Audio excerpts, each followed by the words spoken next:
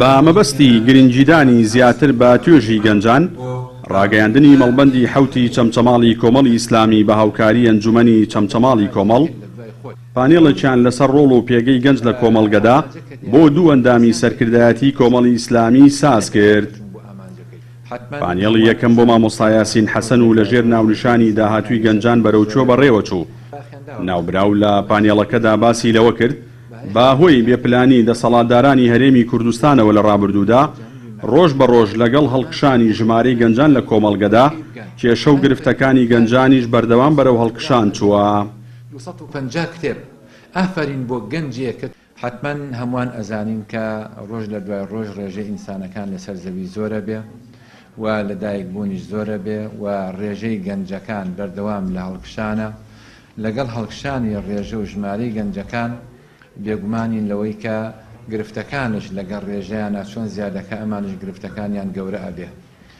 بە جۆرێک کە ئەمڕۆ بۆ تەباس و خواسێک لە کەناڵەکانی ڕاگەیاندن و تێزی دکتۆرا و ماستەری زۆر لەسەر وەرئەگیرێ و کۆمەڵێک ناوەندی تایبەت بە لێکۆڵینەوە لە گرفت و کێشەی گەنجان و هەندێک ناوەندی تایبەت بە بەرەو پێشخستنی توانە و هێز و وزەی گەنجان بێگومان لە هەرێمی کوردستان و لە جیهانی ئیسلامی هەموو جیهانیشدا هەیە و بەگەڕخراوە.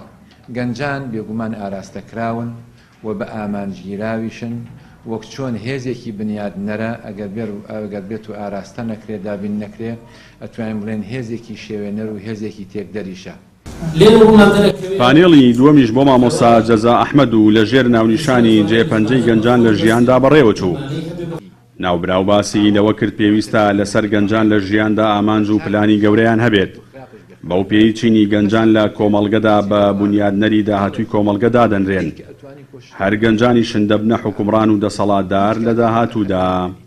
بۆیە ئەوەی کە باسمان کرد سەدەقەی جاریە، عیلم، جیهاد، تێکۆشان، دروستکردنی گروپاتی خێری، دروستکردنی ڕێکخراوی خێری،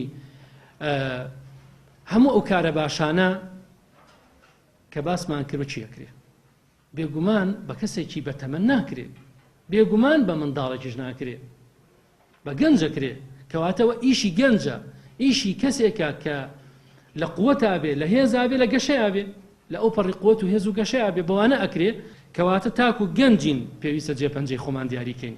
هەمومان ئەتوانین کاری خۆمان بکەین، هەمومان ئەتوانین پێکەوە تەواوکەری یەکتری بین، هەمومان ئەتوانین کاری گەورە گەورە ئەنجام بدەین، ئامانجی گەورە گەورە دەستنیشانکەین بۆی بگەینەوە ئامانجانی خۆمان.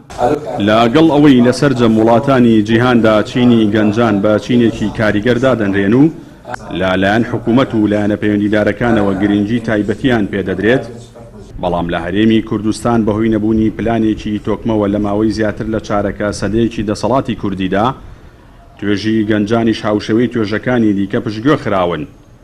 هەر ئەوەش وای کردووە گەنجان بۆ دەستکەوتنی ژیانێکی باشتر با کۆمەڵ ڕوو لە هەندەران بکەن. ژمارەیەکی زۆریش لە گەنجانی هەرێمی کوردستان ساڵانە دەبنە قوربانی و خۆراکی ماسیەکانی دەریای ئیجا. جەلال جەباری، کەناڵی ئاسمانی پەیام، چەمچەماڵ.